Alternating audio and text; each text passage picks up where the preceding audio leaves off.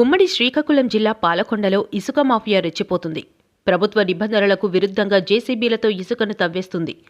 దొరికిందే తడవుగా ఎక్కడ పడితే అక్కడ ఇసుక డంపింగ్ కేంద్రాలను ఏర్పాటు చేసుకుని గుట్టుచప్పుడు కాకుండా పెద్ద పెద్ద లారీలలో రాత్రివేళ ఇతర ప్రాంతాలకు రవాణా సాగిస్తూ కాసులు కొట్టేస్తున్నారు ఈ ఇసుకాసురులు.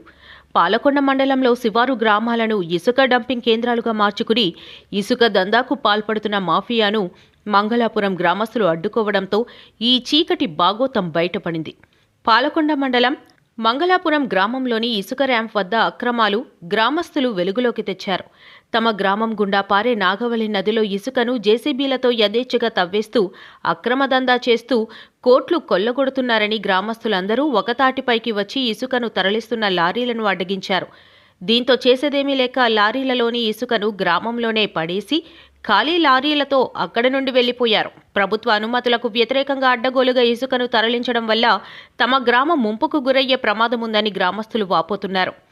ప్రభుత్వం ఉచిత ఇసుకను ప్రజలకు అందిస్తున్న ఇలాంటి అక్రమార్కుల వల్ల ప్రభుత్వానికి చెడ్డ పేరొస్తుందని గ్రామస్తులు చెబుతున్నారు.